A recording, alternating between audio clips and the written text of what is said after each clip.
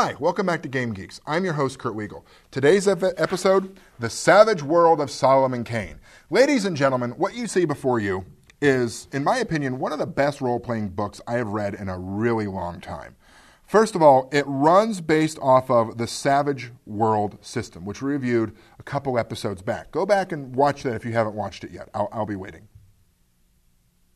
Oh, good, you're back. So, anyway, this is based on the Savage World system, but it really sort of refines it and spins it specifically for the Solomon Kane setting. Let's go ahead and talk about what that is real quick. Solomon Kane was created by Robert E. Howard, the same man who brought you Conan the Barbarian and Call the Conqueror and a series of other characters.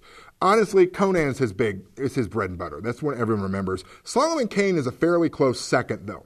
There's a lot of image with Solomon Kane that people know: a long flowing coat, a sword, a pistol, and a big hat. He's a Puritan. He wanders the lands fighting the forces of darkness. And he does it with his sword and his gun and his toughness. I almost think of Solomon Kane as a more innocent proto-version of Conan. Now, there's going to be a lot of argument about that. I'll be honest, I'm not a Robert E. Howard scholar. That's just my opinion, having read some of the stories. If you disagree, well, that's what's nice about having different opinions. But let's get back to this game. What makes this really tick is the fact that it is a game that is primarily based on action, sneaking around, fighting things, and you can click through them fast.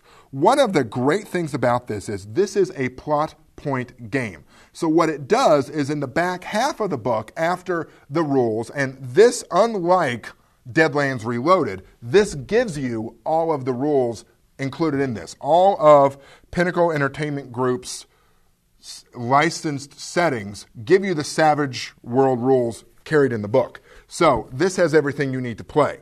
Literally, this is the only book you would ever need for a very long time playing in this setting. The back half of the book, like I mentioned, is sort of the atlas, or where to go in the Solomon Kane world, which is about the 16th, 17th century, kinda, through a fantasist's eye. So you can travel through Europe, Asia, Africa, the Americas, and all of the sort of forces of darkness and daring do that you can get into to fight these things. The only thing I do not like about this adventure, and the adventures are really good, folks. Let me tell you that right up front. They're interesting adventures. They're sort of a campaign that points you in a direction but doesn't railroad or Shanghai you. The thing I don't like about it is, essentially, this starts out with you knowing Solomon Kane and doing work for him. And personally, I don't like licensed settings that have the PCs assumed to be the main character of that licensed setting's bitch. For example, some of the early Indiana Jones games, you were doing jobs that Indiana Jones would send you. I don't like that. I think it feels to me like the characters really take a backseat to what's going on. That's easily ignored in these adventures. You could very easily take that out and replace it with something so that your characters really become the one force that's going to go off and stop these things. It's a really great game. What it allows you to do is, if you want to just sort of take your eye off of it and ignore the fantasy, the setting of it, you could really scale this forward. And I realize I'm probably going to get struck down by blue bolts from heaven.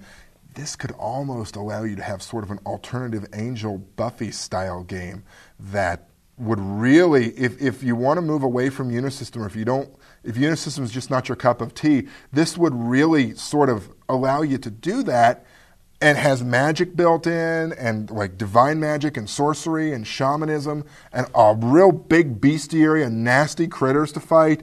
And I'm just going to stop talking now before the Eden Studios Mafia comes and beats me up and takes away my membership card. Sorry. Anyway, I'm really excited about this game. It's a great setting. It's a great system. It's coupled very well together. I highly recommend it. If you have any questions or comments, please feel free to email us at kaneandwiegel@yahoo.com. For Game Geeks, I'm your host, Kurt Wiegel. Good day and good gaming.